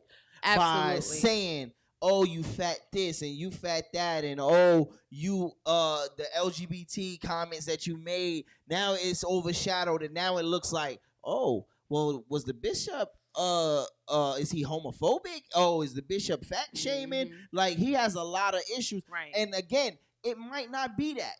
Right? You could be the best man in the world, but you made a mistake and you came out, and somebody should have pulled your ass back and been like, yo, whoever was on that phone, I wish they would have sent somebody over. Nah, I'm on my way. I'm on the way. We all need accountability partners. We all do, whether it's your wife, whether it's your husband, whether it's your mama, whoever it is. We all need accountability partners to pull us when we about to do something crazy or it's about to ruin our career, our life, our ministry. We need somebody to pull us back. It don't matter how big you get. The biggest person that you know in this world got an accountability partner. Yep. Shaq and them got an accountability partner. All of them, because they going to go to them and say, bro, you about to fumble the bag. Right. You about to fumble the bag. You about to ruin your career. You about to mess up your legacy. They gonna get you back in the mind state that you needed. You need that. Listen, you need that. If I was the janitor of the church, I would have unplugged every fucking piece of electricity in the church. I'm cutting the lights out. Shut up, Pastor. Because I'm protecting my bishop. I'm cutting the lights out. He don't think I'm protecting him right now, but I'm. Bishop, you needed to. I had to cut you off, Bishop. Right. Sorry. You was doing too much, Bishop. We can't afford it right now. Like you said. And Bishop, let me say this. And you as a bishop knows. You ain't got to tell everybody everything you got. No, you don't. You understand? That costs more money. Like Biggie said. You More said money, Biggie. more money, more problems. problems. You ain't got to tell them you got a nice thing. You ain't got to tell them you own the block. Listen, you get what you get. And it's coming to you. And that doesn't mean that you're not allowed to have nice things. You absolutely, if you work for it, they said on the video that we didn't play, they said that, he's in real estate and, he does a lot of investments. You work hard for what what you purchase and what you have, and you should enjoy that. Right. But, everything don't have to be publicized. Right. Because that bring eyes that don't mean, no good. That don't mean, that mean you harm instead of good.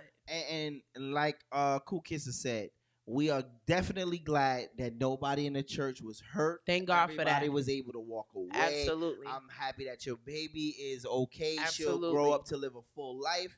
But again, y'all got to listen. And you know what this does show me though? All in all, right?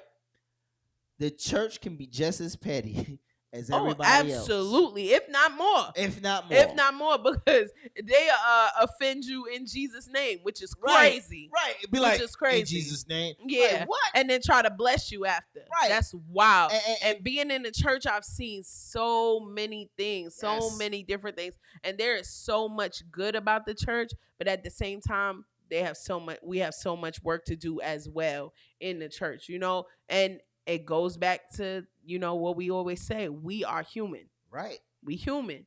So you got to keep working on it. Listen, Kurt Franklin made a mistake. Right. Kurt Franklin made a mistake. And first of all, let me say this, and I'm going to go back to that.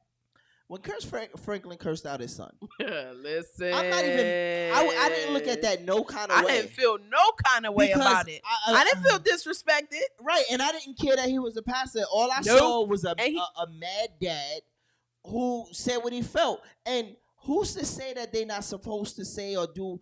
They're human first. Right. His lesson, his next sermon is about his life and what mistakes he made to help somebody else. Absolutely. And I was not mad, offended, and I was not ready to take his CDs. Everybody experienced that kind of frustration. Am I throwing my Kurt Franklin CD away? No. Do you want a revolution? Whoop, whoop. That's how I felt. That's my bop. Right. What? I'm not throwing anything away, and I'm not throwing anybody away. Most importantly, I'm not throwing nobody away because I know my mistakes. I know the work I still have to do. I know the mistakes that I've made and will continue to make, because as long as you're on this earth, you're going to make some mistakes. Listen, I was so proud of Kurt Franklin. I was about to go to Children's Place and buy me an extra small suit. You a fool. I ain't even going to lie to you. I was about to go get me some shoes with no socks. I was ready. I was out there. Your brother, your cousin, your uncle. I was ready. It's your boy. It's your uncle, your cousin, your nephew. Listen, I was so proud of Kurt Franklin as a man. I was like, whoop, whoop. Listen, I played Kurt Franklin the whole week like if he was Biggie or something. I can't with I was down the street like this. Y'all heard what he said? I'm gonna whoop this motherfucker's ass. I was with the whole. I was ready to Nah, I want to go home. I quit. I want to Come go. on. As a man, I said, I'm about to buy me some hoochie daddy tight pants and let the bowl show and be like, do you want a revolution? No. Perfectly, I'm proud of you. You did what fathers do across the world. Fathers sir. do. Again. Fathers do across the world. But listen, again, who is perfect? Show me where they at. Right here. I'm next to it. Nigga, shut up. Nigga, sit down. Please. Listen. Please. Your hairline not even perfect. You can't be perfect. Yeah, I had to go there, my boy. I had to go. Boom. I mean, yes, a lofty goal. I'm perfect. Yeah, all right. Let's take that hat off. Take your hat off. Ain't nothing wrong. There go right there. It said whoop. It said whoop. I ain't ashamed of shit. Y'all see what I said? New co-host coming soon. I'm taking auditions. Just email me at letstalkcrazy@gmail.com. If y'all email, I'm fighting. I'm deleting all the emails. I don't give a damn. Look, Cool Kisses. Come on now. She gonna talk about your hairline too. Cool Kisses, this is your biggest mistake yet. You want to shoot? You want the guns? I would tell you go to hell, but I'm trying to get right. You want the guns? I would tell you go to hell, but I'm trying to chill. I'm not going this shit over. I'm not going this shit Hold on, wait. I'm not going this shit over. Hold on, I gotta play it now. Ready? Finish him. Look, Cool Kisses says she wants your job. Look, I'm available. You got it. You got it. She gonna roast you worse than me. I'm with it. She gonna tear you up. Listen, all I'm saying is, again, if y'all haven't seen that video with Bishop Whitehead and Larry Reid, go on Larry Reid's page. It is still up. He haven't taken it down. He's that type of person too. He not taking nothing And down. I'm telling you, it go from, first of all, if you a pastor, Mr. Larry Reid, how do you call another man a sissy? Yeah. And this is my thing. Like, this is why he came on y'all live on timing, because y'all talked about him, y'all laughed at him. Larry, you laid on your carpet and pretended like you was him while he was getting robbed. Like, come on. Any Brooklyn nigga I know see that? They Pastor coming out or not. Yeah, it don't matter. They coming in swinging. Soon as you let them in the live. Let me tell you something, mother. That's how it's going. But That's how it's going. This is why, like, again, they coming on time. If y'all have these churches and y'all supposed to be the heads of these churches, what are you setting for your congregation by calling another man a sissy? That's wrong. Like, again, that's wrong. And you baited him. You baited him. And you goaded him into giving you the response that you wanted for your page. And that's irresponsible.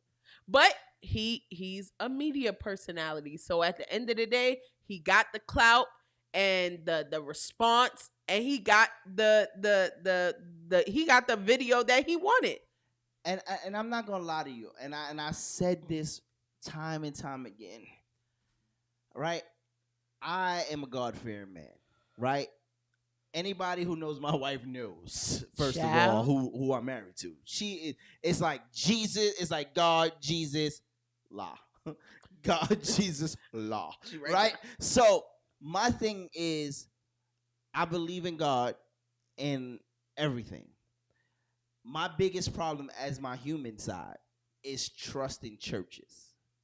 Right? I feel that.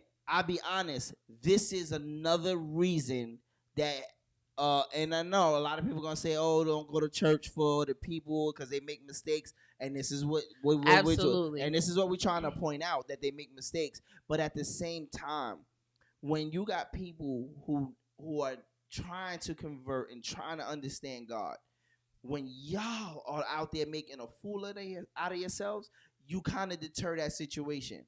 That's a fact. And again, I'm gonna tell you the story again. And I think I said this last time. I went to a church. I thought the pastor was a great pastor. I'm not going to say his name. He spoke to me. When I tell you the word that he said, it had me like in my spirit. I was like, wow, he know me. And I felt like, you know, when they tell you to come on up, if you feel like you want, I was ready to get up and everything, but I'm a little shy. So I sat. But I wanted to shake this man's hand just to say thank you. Mm-hmm. Not to talk and hold a conversation, just to say thank you. They would not let me say hi or shake this man's hand. They treated him like he was above everybody. And that right there, for a person who's trying to learn Jesus and learn God, and you got one shot at that sometimes. That's a fact. And that deterred me. And I was like, damn. And now you see stuff like this, and it's kind of hard to trust the church. And I know everybody's going to say, it's not the man. You got to listen to the word. Absolutely. Yes, but for some people who don't know, they want the person who's leading the church to help them. They are looking for that person to help give them the word.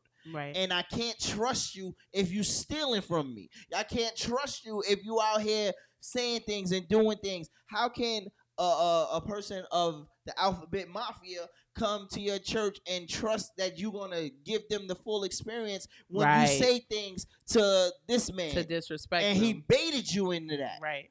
And Right. that's the craziest thing. So y'all got to be mindful, like y'all on these big stages. And again, you made this more about what you own, Bishop. I wish you wouldn't have said certain things like that, like, oh, I own a block and I got this and I got that. Right. We don't need to know that. Right. It's kind of like a L because, you know, like you said, and I hate that you had that experience because there are so many good churches. There are so many good pastors. There's so many relatable pastors. There's so many like good ministries overall that are amazing and they love people. They care about people. They genuinely want to see you make it. You know, they not judging you or nothing like that. Like, and to know that you really connected with the word and had that experience, then to turn around and some church people tell you that you can't talk to the pastor, that pisses me off. Right. That gets me so tight because probably if you would have spoke directly to him, he wasn't like that. He probably wasn't like that. But the people around him probably thought that they was doing something when really what you did is you pushed somebody away who was impacted and just needed that connection. And you denied them that. And that pisses me off. That really gets me And the sad tight. part about that is I seen this pastor sometime after. And again, I used to do presentations and stuff for the youth, and this pastor was there. And the funny thing is, I seen him and I knew who he was. I would go to him, right? So he came to me and was like, "Hey, brother, that was a great presentation. This was good, and I would love if you came to my church." Wow! Right? The first thing, I swear to God, I said, "I won't come to your church, pastor." And he looked at me in uniform and said, "Well, why? Like, it's your service." Right. I said, "Pastor, I had an experience in your church." And I'm not saying he's not a bad guy. Because speaking to him, he was very alert and very down for the people. Right. But I told him I would not come to this church because of what my experience was with your congregation. And not to say that he's a bad guy, but I also believe that you know that these people do that. You understand? Like, and I get it. Sometimes you got to go, you got the 8 o'clock service, then you got the 11 o'clock service, then you got the 3 o'clock. And I get it. If you have all of that, that's fine. But you got to know that sometimes you are going to impact somebody who's going to want to just say hi. Absolutely. If you would have said to me, "Hey, I can't hold a conversation," I could respect that more than you just having your people, Like, I felt like I was trying to get into a club and not pay. That's how bad they was pushing me off. And I was like, and I told him that, and he said, "Well, what can I do to get you to come?" You can't do anything. Right. My mind is made up. That impression is there. And I still, like, you don't know how bad I feel about that, because how many other people have y'all done that to? Right. That's my next question. How many other people have y'all done that to who may have had that connection or maybe was like teetering on the line of, maybe I want to follow Christ or maybe I don't. Maybe I want to, live this thing or do the right thing versus not doing the right thing. And I needed to connect, with this person. Right. And because I didn't connect with them, I'ma just, do whatever. And let's take it a step further, right? And everybody knows I like to play devil's advocate, or I like to get a little deeper into certain things. What if, and this is for all pastors and reverends and whatever, church officials, what if you turn one person away? Because I'm pretty sure it's not the only church. Yeah. And that person was ready to commit suicide, but you could have stopped that. But now, because of that deflection, they went and did it. Right. What if a crackhead was ready not to be a crackhead and say, I want to get my life together, but then because they got turned away, went back, smoked crack, and overdosed. Right? Like, and I'm only saying that because those are real life situations. Absolutely. Now, absolutely. You don't know because you don't even know. And again, the church wasn't that big, bro. Like, you ain't got 1 million people in that one room. I don't even care if you at CCC, right? Right. Again, if you at CCC and you the pastor, I believe at some point at least stand by the door, shake a couple of hands. You ain't got to do everybody. Right. And then my whole thing with that is also, if you do have to, like, tell a person that, the pastor can't stay or can't talk or he run into somewhere else, there's a certain way that you do things in order to not offend or not make the person feel bad or make them feel like what they're doing is wrong, or them wanting to talk to the pastor is wrong, or them wanting to, connect is wrong. It's a certain way to say everything. It's a certain way to, still make a person feel loved, but at the same time express that we can't do this right now.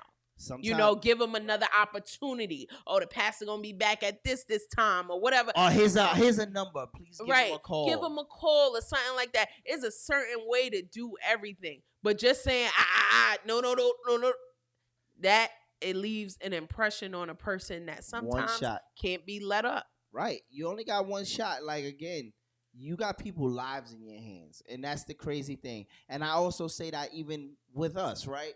We have certain, we can influence certain people. Absolutely. Right, by the platforms that we have.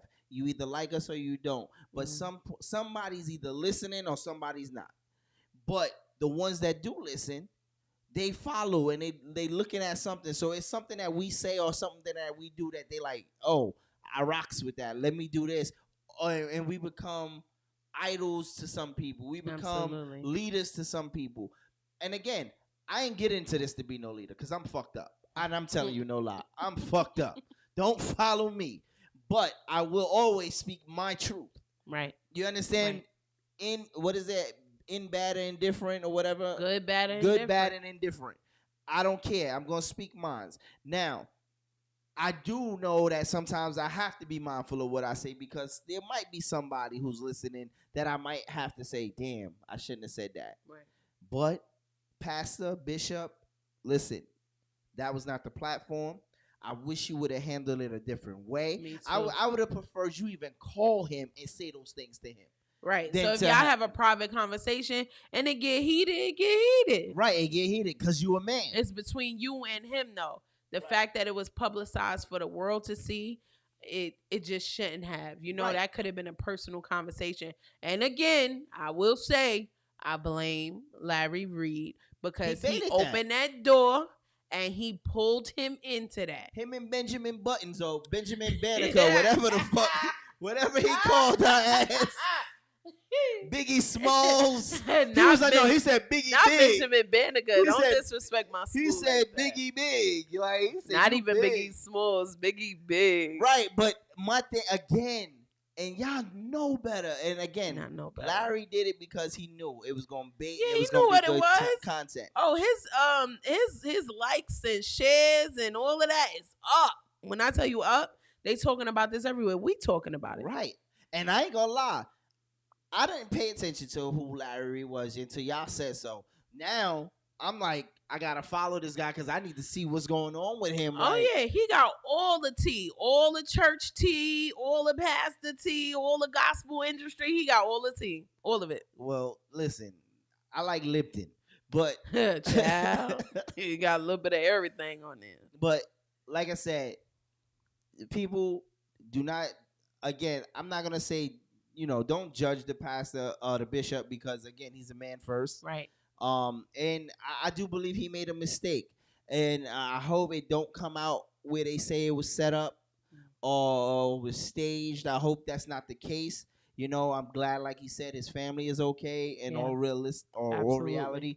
But listen, so I don't know. We done with that. So yeah. We've been on here minutes. Yeah, we've been on here. It's been the whole 2 hours. Yeah, we gotta. So we're gonna get up out of here.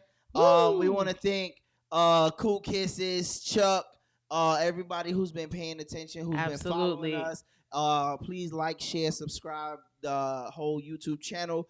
I know we haven't been on Facebook. I'm currently in Facebook jail. Hopefully I'll be free soon. I think you got a couple days left in your bid. You about to be free out the I think I got another week or two. A week? A week or two, yeah. Damn. So I'm locked up. They won't let me out. All right, but and don't forget, let's do some of the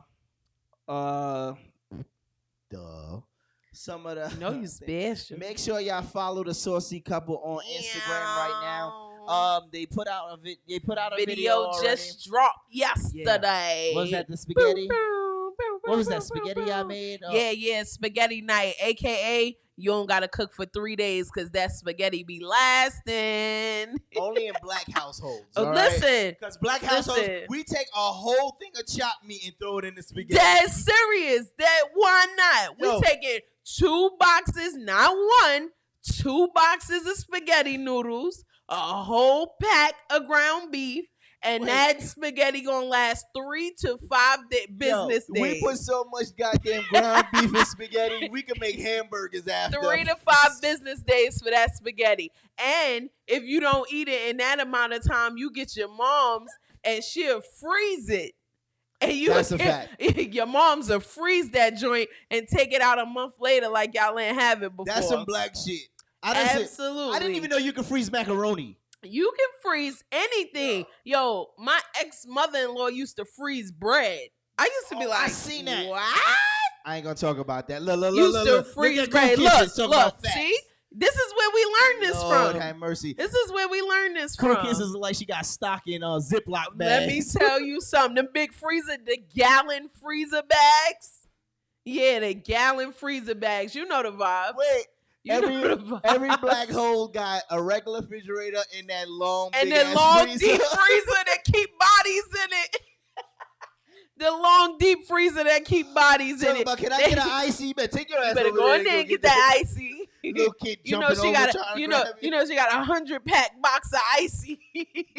That it got all the meat. Some of the meat being there so long. That's a fact. It got a little freezer burn on it. You don't know what it is. Mama, what's this? You gotta rinse it out in the sink to see. That's turkey wings, baby. That's turkey wings. Girl, that's ribs over there. That's turkey wings, you know what? baby. I might as well cook these ribs because I think Yeah, they're going don't take them out. Don't take them out before they go bad. Before they get bad. But listen, y'all, follow the Saucy Couple at DA Saucy Couple on Twitter, Facebook, Twitter, Instagram, TikTok, everything. We on everything. We not on Pornhub and we not on OnlyFans. But if the economy keep getting bad, we may have to go on there and see what we can do.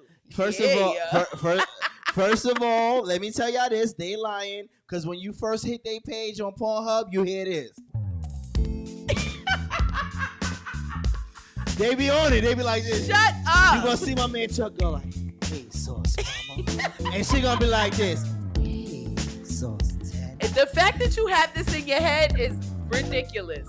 You need help and you need prayer. Please follow us on all social media. We're gonna be doing some good things coming up. Some very special events coming through. So Facts. Follow us. And don't forget, after you follow the Saucy Couple, make sure if you don't know, make sure you tag somebody, tell somebody to tell a friend that. Nope, that's not it. Where's that? I can't see. Where's that? I can't see. You know my Put eyes your is glasses on, bro. bad. Listen. Let me get you some glasses next birthday. That's what I got you.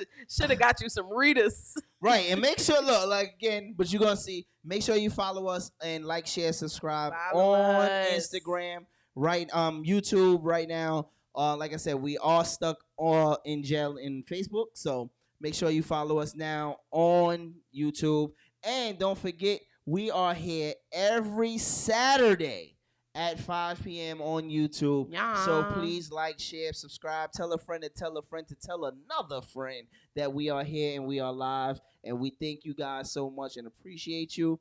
And we'll see you next week. Period. All right, so we're going to get up out of here. And y'all can kiss my... Really? I'm just playing. Love y'all. God We outta bless. here. Have a good night. God bless you, ma'am. The craziest podcast around. Let's talk crazy. Let's talk crazy.